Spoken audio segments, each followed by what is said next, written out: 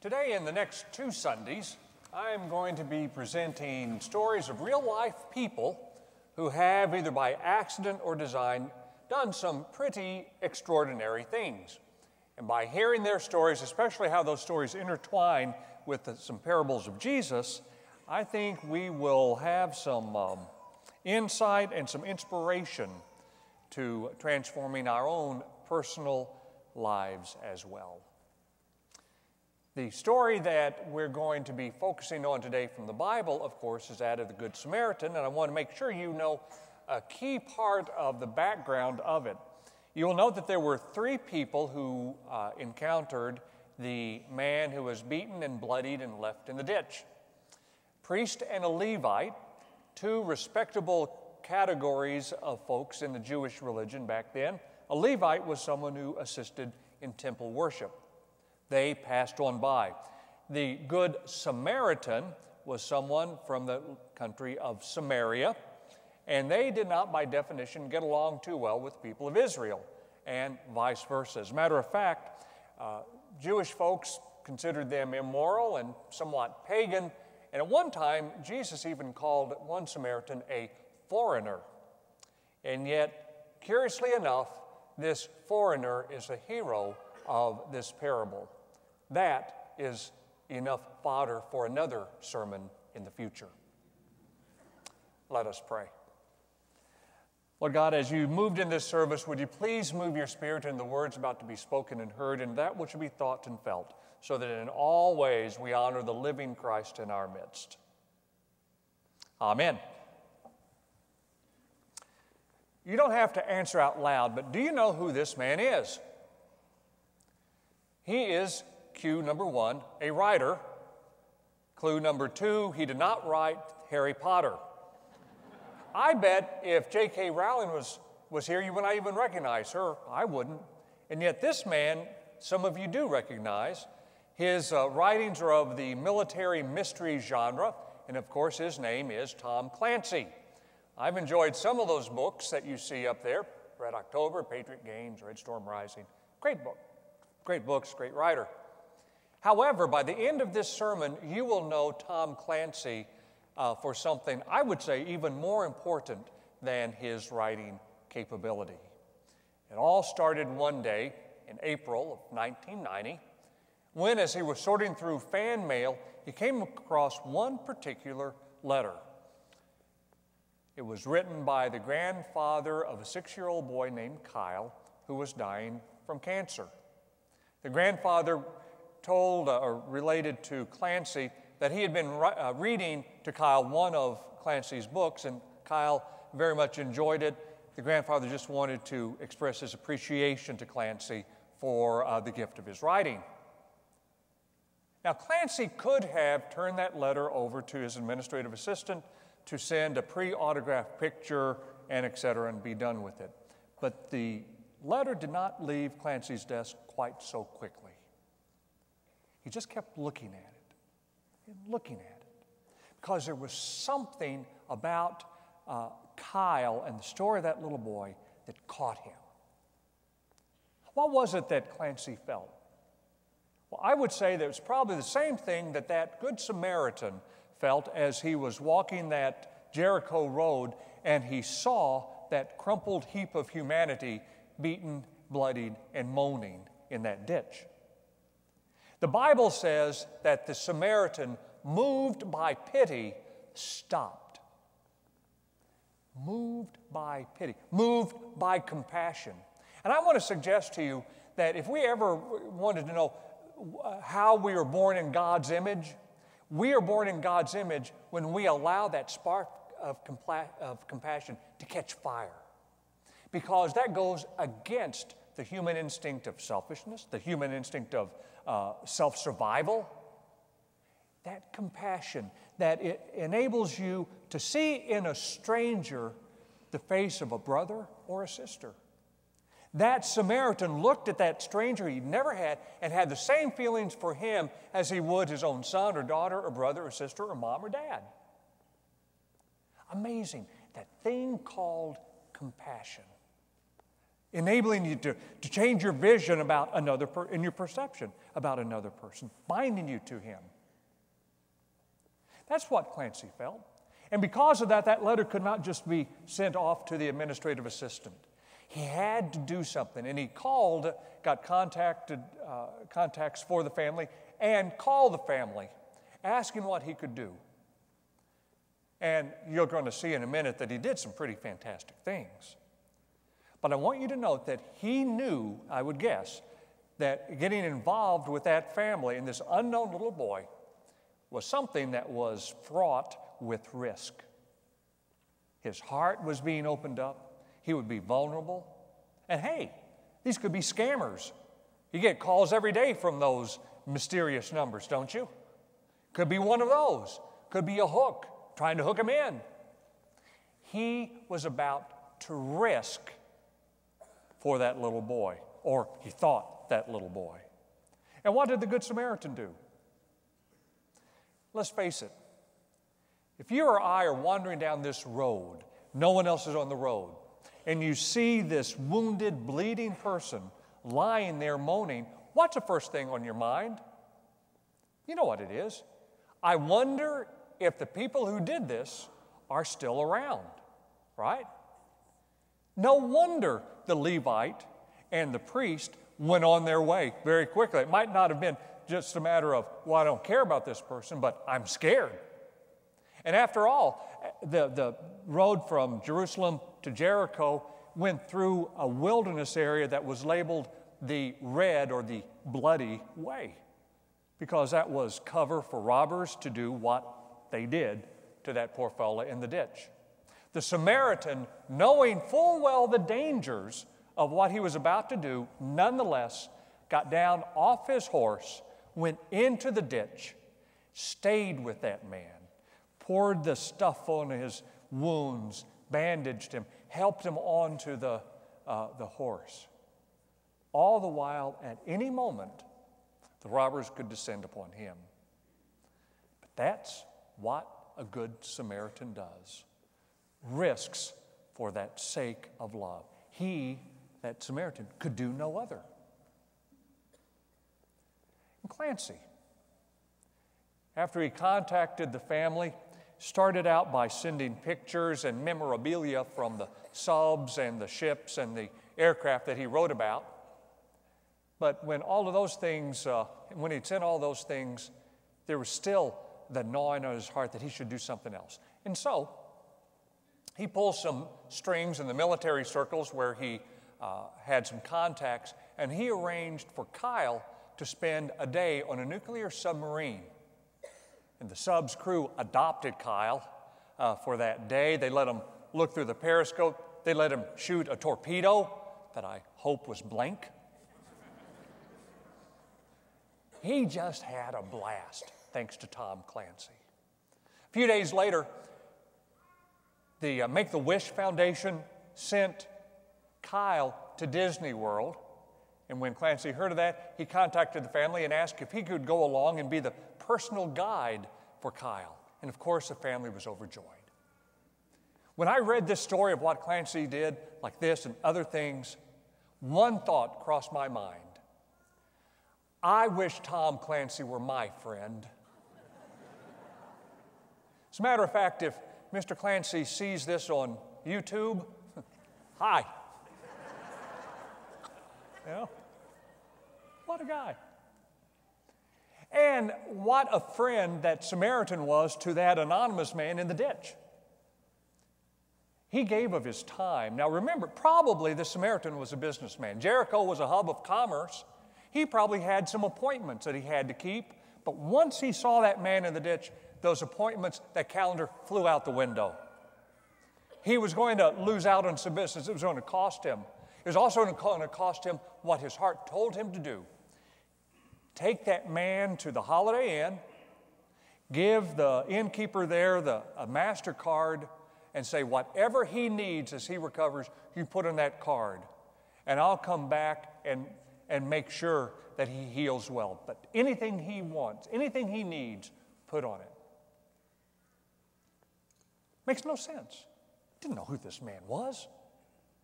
except in his heart, a brother. A good Samaritan gives without counting the cost, without thinking. The story of the Good Samaritan. Probably second in popularity only to Jesus' story about the prodigal son. It's a nice story. It's a pleasant story. We tell our kids a story. And yet I want to suggest to you today that it's much more than a story. The story of the Good Samaritan is the story of living, how to live. It's a way of life. It's a way of life. It is the bedrock of the message of Jesus. Without living like that Good Samaritan, the message of Jesus is just a bunch of words. It is a countercultural lifestyle behind this story. Because you and I both know that when we go out into the real world out there, we're going to be told that you have to take care of you and your own because no one else is going to do it, right? You have to plot and plan, scheme and dream, put in the time to get the dime, because you will never take a financial course, probably outside this church at least, outside the walls of this church, you will never take a financial course that will say, yes, you give first to help those in need. You give first to God. No, it's always about you and your own, right? And yet, here is this story in which Jesus says, open up. Because there's a lot more to life than simply confining it to you and your own. It's what Clancy discovered. As Clancy went down that road with that little boy, he said these marvelous words. Suddenly, Kyle and I were not just friends anymore. As though through some form of divine magic, we were closer still. Kyle trusted me, loved me. He was my son too.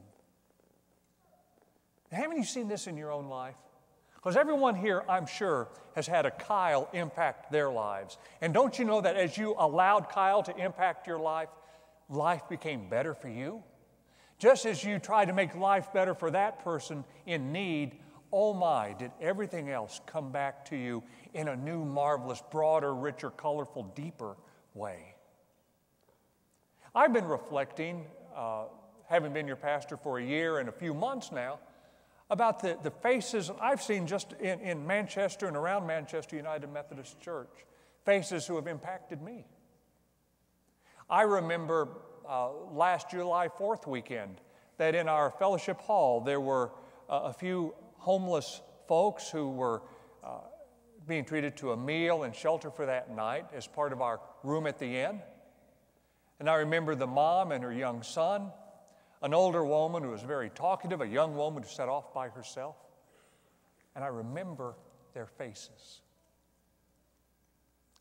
I remember the faces of people at Shalom House and the stories of the homeless women who are being ministered to through that ministry agency as they are finding independent living. And the faces of youth one Saturday afternoon at Kingdom House during Serve 2011 as they came in for one of the dance programs and how alive and happy they were.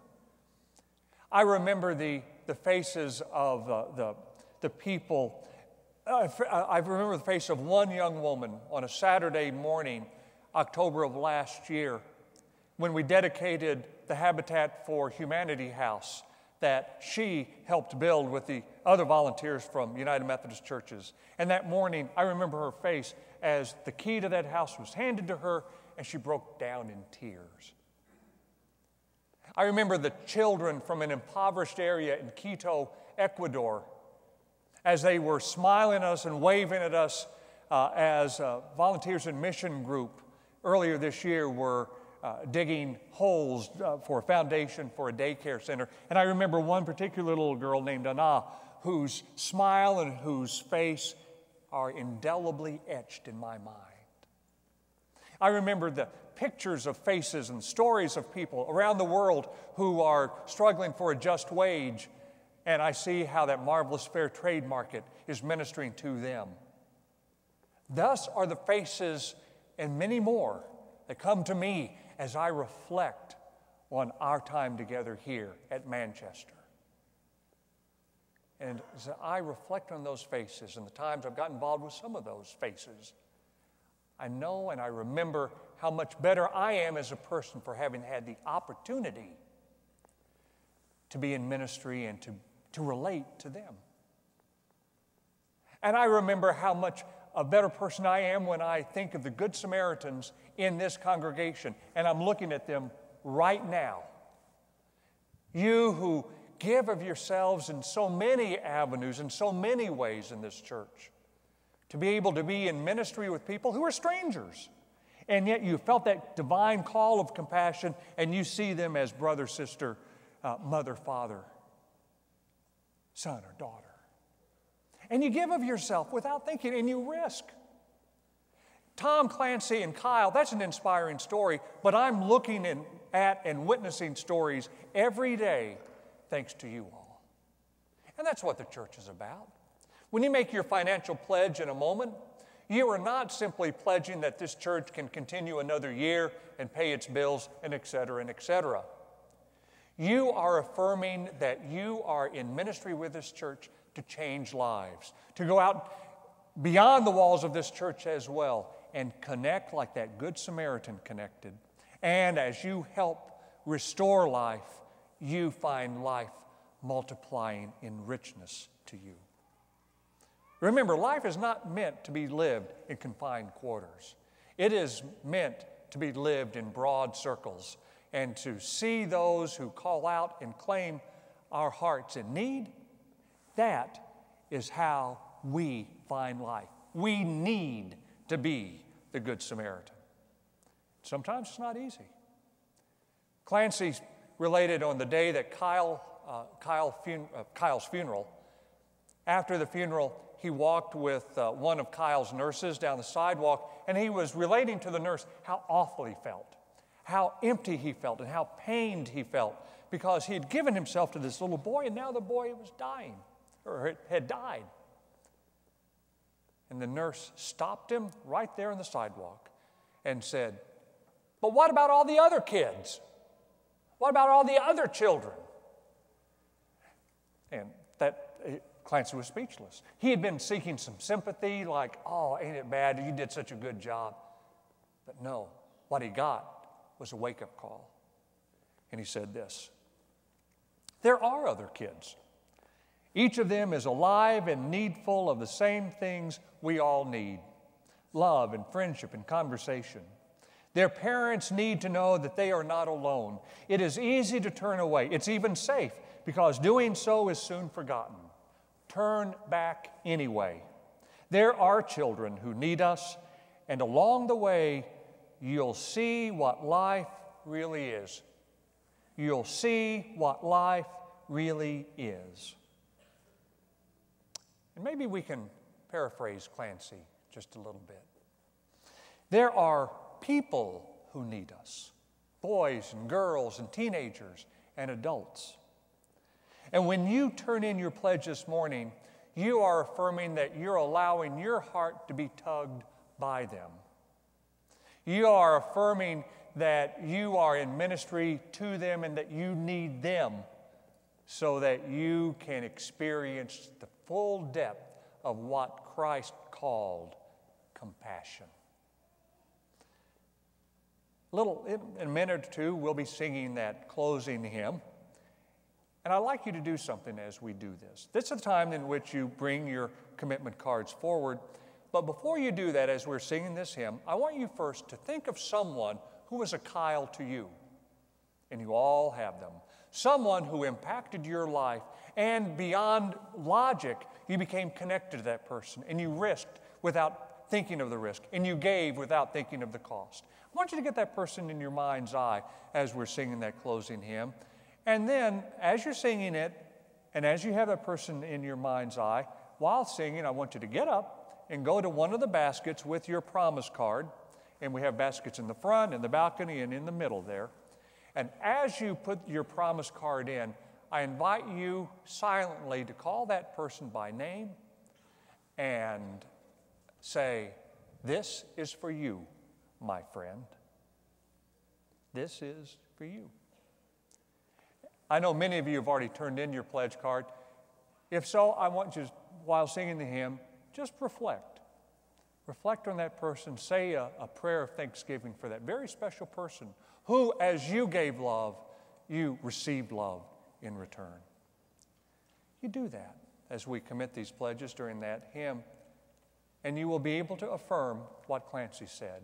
Along the way, you will know what life really is.